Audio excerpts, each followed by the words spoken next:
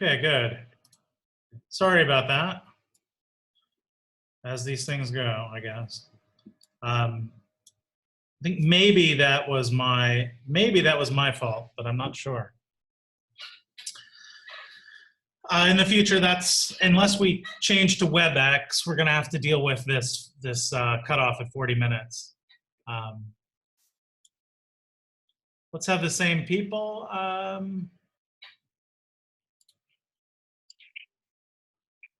Can you hear me okay? Yeah, I can hear you. And then Juan is there. If Sabine's gonna join us. Why does this keep? Here. Ah, there we go. As I said, sorry about that. We'll have to, I'll get better at this. I think maybe what happened was there's a hidden limit. You have to go into more on here to end the meeting. I think what happened was I didn't end the previous meeting, and so it wouldn't let you guys join the new meeting. And then I went in and deleted that meeting to send a new one, and then it said I couldn't start till 5. So hopefully that'll get ironed out in the future. Okay, so for the previous meeting, we were. For the previous meeting, there was like a timer. Yeah, there was a timer. So I think it shut down the meeting, but I also had to go and officially end the meeting on my own as well, in addition to that. So when I got the little message on the screen, I thought that it had ended it already. So maybe that was the issue, but we'll see. And what happened when you tried to use the second link? What did it say? It said it was an invalid ID.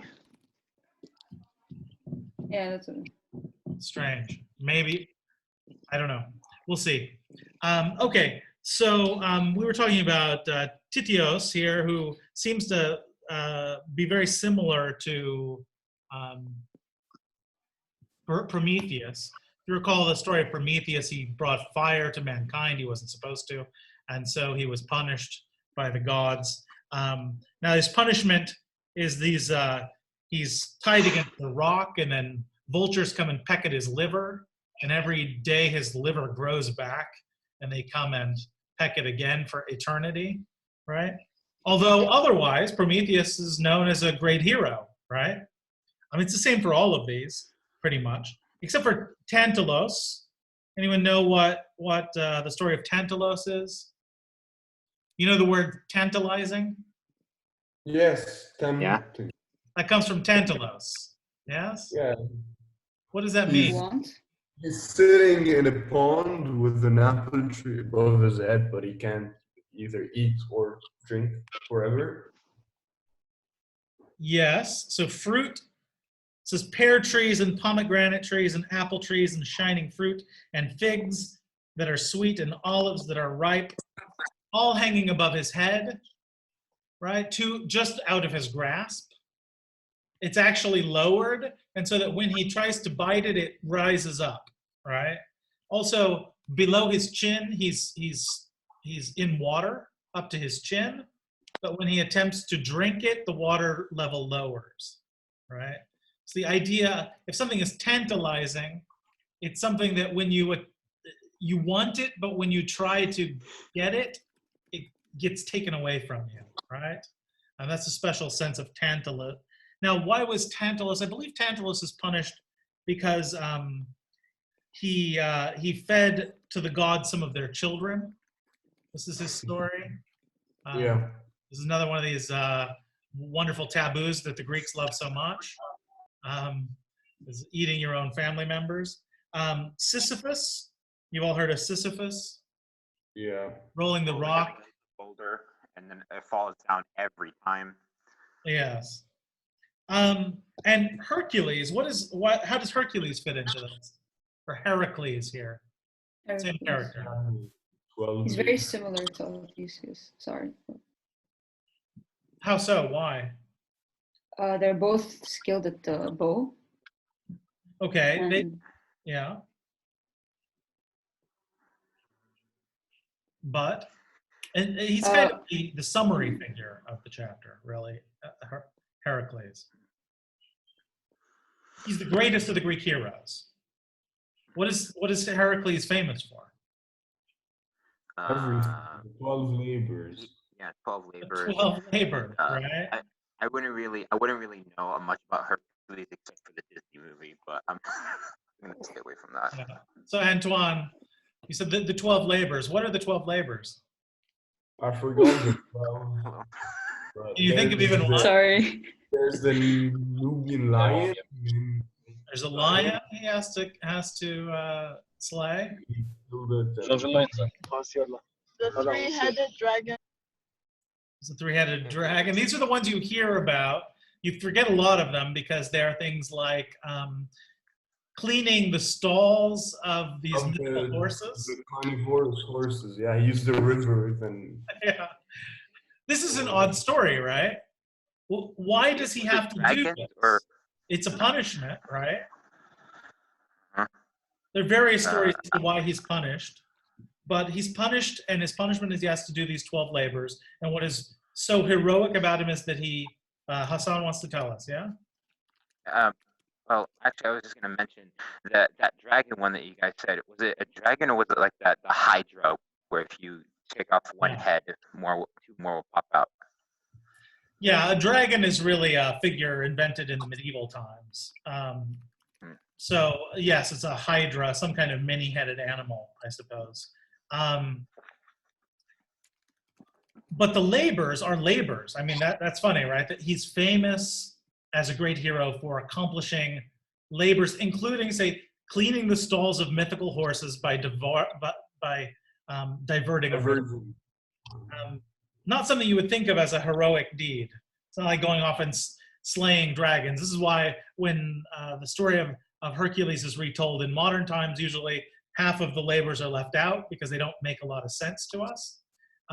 But those other labors, like slaying the Hydra and so on, these are things that he didn't want to do. The emphasis on them is not that he's some kind of, medieval knight who goes off to slay dragons for princesses, right? He's someone who wants to do something else and is made to do all these horrible things and accomplishes every single one of them, no matter how incredibly large, the amount of crap is in the horse's stall. He comes up with a way of doing it, right? So he's kind of the summary figure and the great Greek hero that shows us that so central to the Greek heroic figures is this idea of labor, suffering, endless, Herculean, right, suffering that they have to go through. And we see that at the end, Sabine says there are several things, including being good at the bow and so on, that when Odysseus, this is a great way for him to end his story, right? He's talking to Phaeacians, and he says, of all of this, he goes through all of these Greek heroes who are in the underworld. They're in the underworld with everyone else. They're not in some special hell, but they're all suffering in their own characteristic ways. And the kind of summary figure is the great Greek hero who had the most suffering of any of them. And he sees Odysseus and he says to Odysseus, you and I are the same, right? He's putting himself in the same league as a Heracles. I'm not just the great Odysseus, but when I saw Heracles in the underworld, he had pity on me. He said, look, great suffering Odysseus, you too have gone through the kinds of things I have, right? So he says, he recognized me at once. That's quite something to tell the Phaeacians. I saw Heracles in the underworld, the hero of all heroes, and he knew me at once, and he had heard of my sufferings. And he says to Odysseus, son of Laertes and seed of Zeus, resourceful Odysseus, unhappy man, are you too, like me, leading such a wretched destiny as I too pursued when I went still in the sunlight? For I was the son of Cronius Zeus, but I had an endless spell of misery. I was made the bondsman to one who was far worse than I. He was made the slave of one far worse than him who made him do these labors. And he loaded my difficult labors on me. One time he sent me to fetch the dog back and thought there could be no other labor to be devised more difficult than that one. That's this many-headed dog, right? Mhm. But I brought the dog up and led him from the realm of Hades, and Hermes saw me on my way with Pallas Athena. He had to go to Hades and retrieve this dog, right? Um, Emphasis there, it sounds like when you think of this many-headed dog as some kind of great, scary creature. But on the other hand, it's a story about being the slave of someone and being told to fetch his dog, right? So happens his dog is the worst dog you could want to fetch, possibly, all right? Okay. So he spoke, and then he went back into the realm of Hades, right? And that's the end of this chapter. Okay. Any comments on that? Those of you who are on video want to make about the underworld or questions? Actually, I have one question. Okay. In terms of how they reached it, or they had to sail, like. They sailed. Is It's very unclear in the text, but they sailed by ship. Okay. Yeah. Is it physical or metaphysical, like the actual location? Or As with pretty much everything among the ancients, it's something actual, right? It's a physical place. Even the things in the underworld, although they seem, it's hard to interpret, but the Greeks didn't have, and when we look back at ancient cultures, almost no ancient cultures had the idea of like immaterial things. That's a philosophical idea that was generated quite a bit later. So things, when you talk about spiritual things, it's things that are less material. So Odysseus talks about how his arms go through his mother and her bones and joints no longer hold together, right? Doesn't say she's made of something, she's not material. She's more like a smoke, which is still material, right? Still visible, still physical.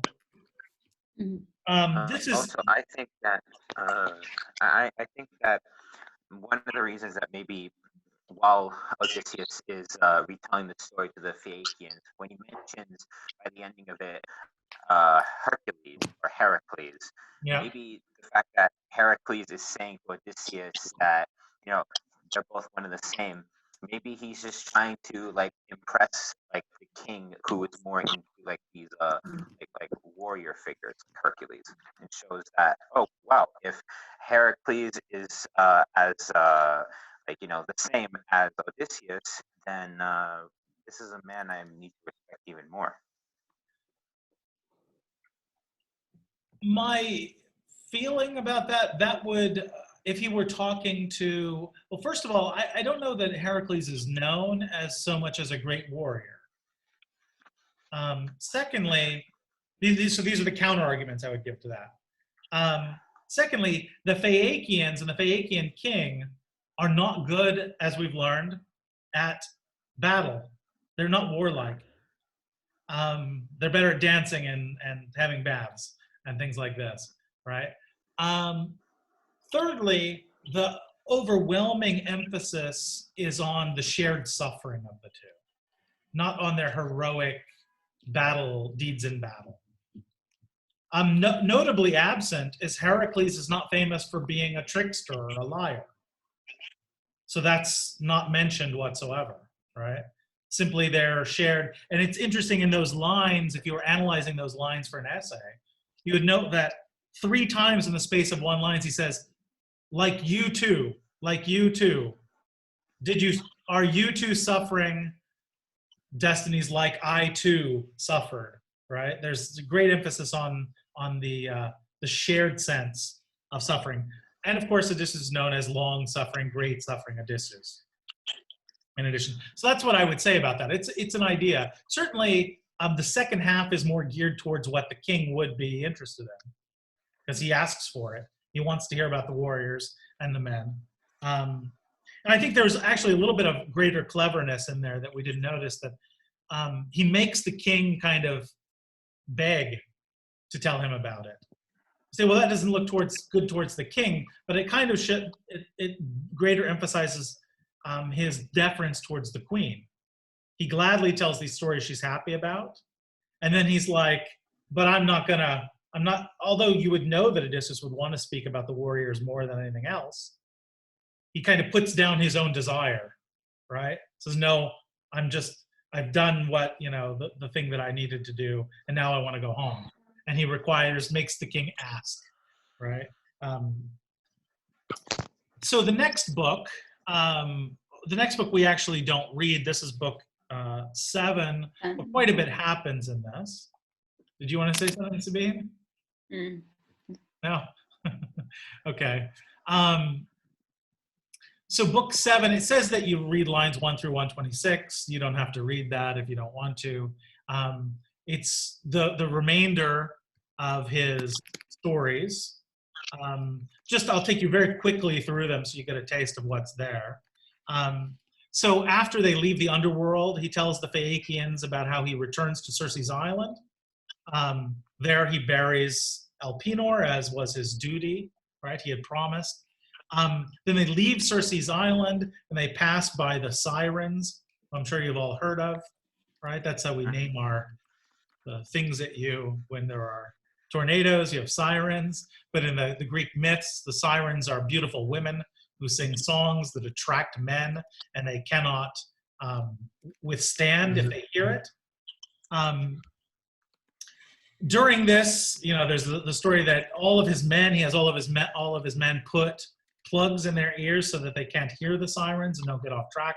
But he has them tie him to the mast and leave him free to hear it. Right? And they tie him there so that he doesn't persuade them somehow to go on. I don't know exactly what the point of that is. Then he has to pass by. Yes, Hassan has an idea. I think once I think about that, being tied into the mast and you being the only one to hear the siren song without dying, I honestly think that this could give Odysseus excuse to bragging rights. Maybe. Perhaps that he has he's experienced something others haven't experienced, perhaps. It's another of his sufferings in a certain sense, right? I don't know that they actually, they do. You do. If you are persuaded by them and you go to them, you die, right? But it's just a small episode in the story. Then they have to pass between this monster, right, and a whirlpool called Scylla and Charybdis. Here, then they get a warning about Helios and the cattle, right? And then they go back. So then the second part of that book, they go back by Scylla and Charybdis, and he loses a bunch of men there.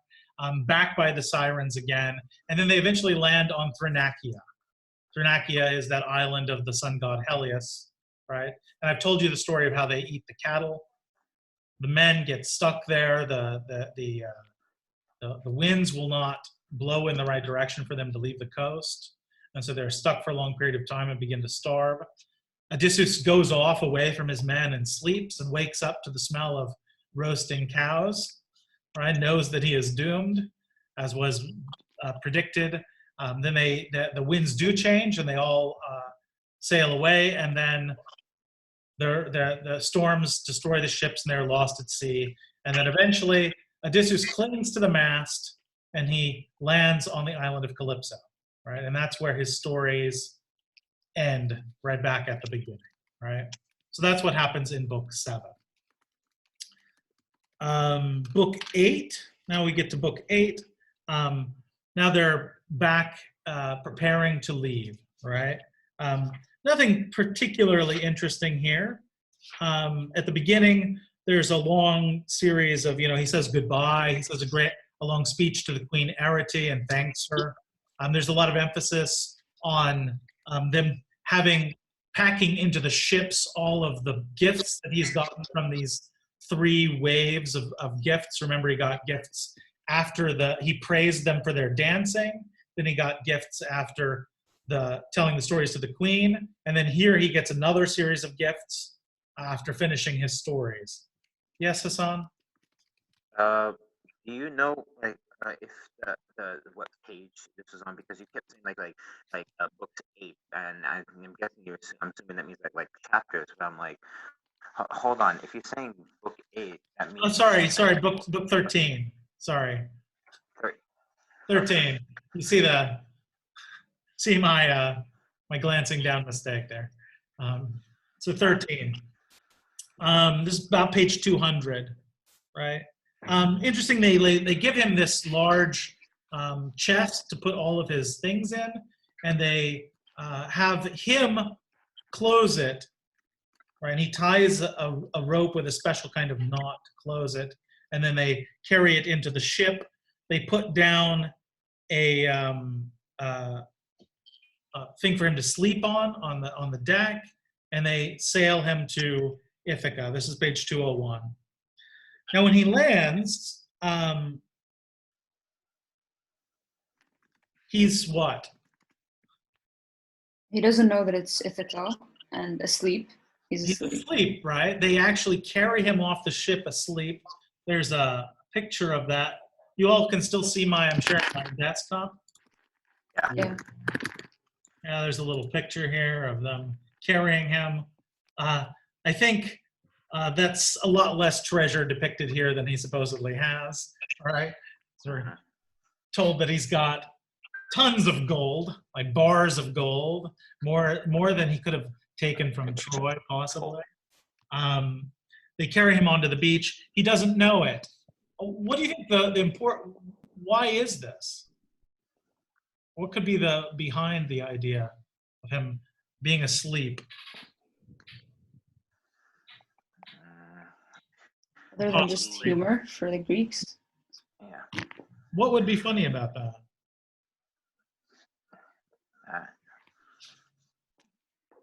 That like he's finally returning home and he's asleep. Yeah. What I think is like maybe he wants like to be as discreet as possible, so that way not many people know that he came back to Ithaca, and especially the suitors. Well, later, Athena does make sure that he's not noticed by anyone on Ithaca, and she turns him into an old beggar, right? But at this point, I think Sabine is more or less on it. It's not so much a clear joke as it is the Greeks love irony, things being ironic. We'll see this in Oedipus the King. Everything is ironic. Every line is ironic in that text. And here, what's ironic, it's both ironic and it fits Odysseus' kind of story. He never gets satisfaction, no matter what. He's been hoping and attempting to get home for 10 years. And then when he gets home, there is no great moment of, I've arrived home, here it is, seeing it on the ship coming, excitement. That never happens. In fact, he's extremely upset and angry when he lands, because he doesn't recognize it, and he believes the Phaeacians have put him off in some random place that he's, doesn't know where he is, right? His attitude is quite interesting here. So as I said, this is page 201. They stepped from the strong bench ship out onto the dry land, and they first lifted and carried Odysseus out of the hollow hull, along with his bed linen and shining coverlet, and set him down on the sand. He was still bound fast in sleep. Then they lifted and carried out the possessions, those which the haughty Phaeacians, urged by the great-hearted Athena, had given him, as he set out for home, and laid them next to the trunk of the olive, all in a pile and away from the road, lest some wayfarer might come before Odysseus awoke and spoil his possessions. Right? So they put them away from the road so that people coming along don't see these possessions and steal them. We'll talk here about his attitude towards the Phaeacians, and then we'll conclude for today. Because two people in the chat had to leave. Yeah, a couple of people. I see that's happening, and I understand. What is his attitude? How does he feel towards the Phaeacians when he lands? What would you expect his attitude to be, first of all? Towards the Phaeacians? Yeah, towards the Phaeacians. Appreciation, gratefulness. Huh? Fond memories. They fed him and clothed him, and he had this great little, flirtation with their daughter, and everything. He would be nowhere without them, right? They were depicted as the best kind of people you could possibly have. but typical Odysseus, as soon as he lands, he's suspicious of them. He thinks maybe, so he doesn't recognize where he is. He wakes up.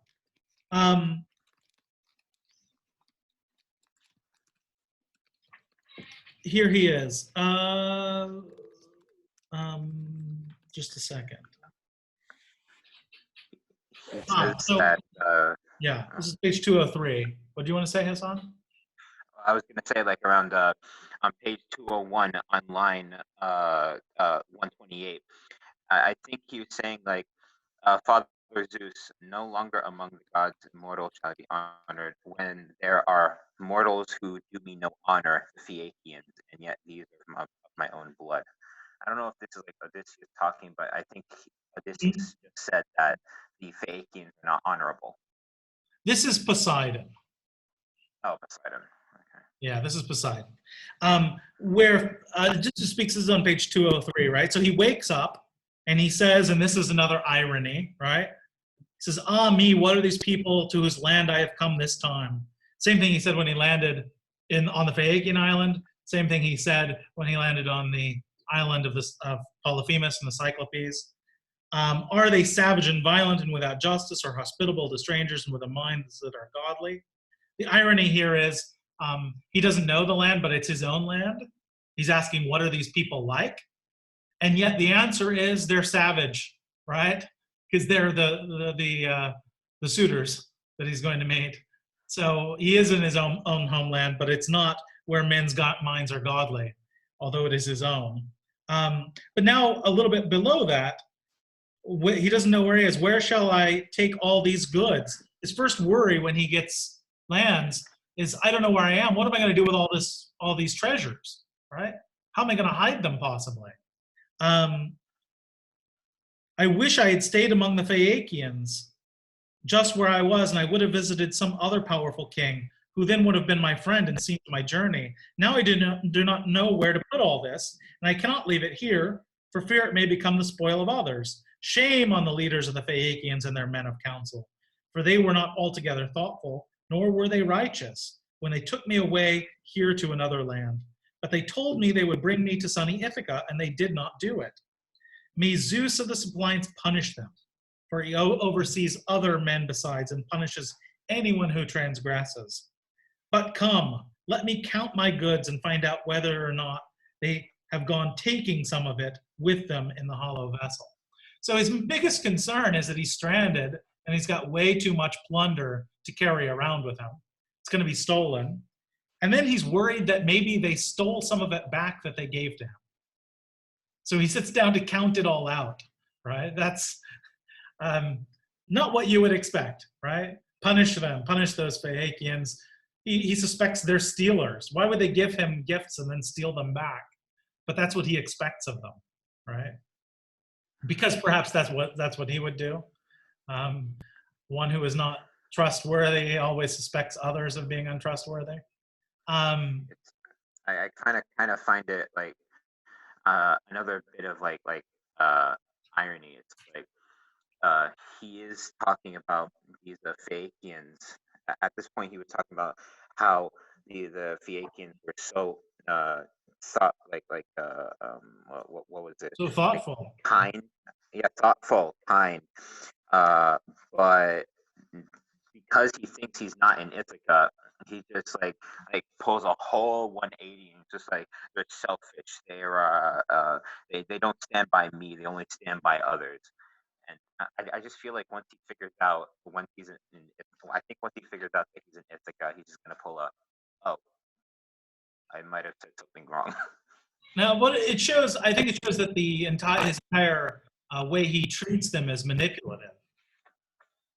He's there for a reason. He's kind to them for a reason. He praises them to get things. And then when he thinks that they haven't given them or has cheated him, he completely turns around. He has no kind of unconditional trust in these people or love for these people.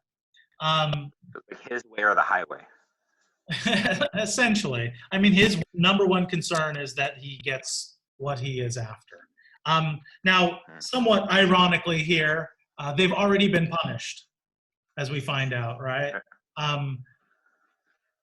as he lands home, Poseidon sees that he's home, and he goes to Zeus and says, you know, essentially, you should have allowed me to torture him longer. So I'm going to ask that I can destroy the Phaeacians. He's going to do two things. He wants to turn their ship that returns Odysseus wants to turn it into stone, and he wants to bury the Phaeacian kingdom in a mountain, essentially killing everyone, right? Zeus says, you may turn their ship into stone, but you may not bury them under a mountain. Now, like Gilgamesh, although I've not emphasized it, there are alternative versions of things that happen in the Odyssey, different copies of manuscripts of the Odyssey.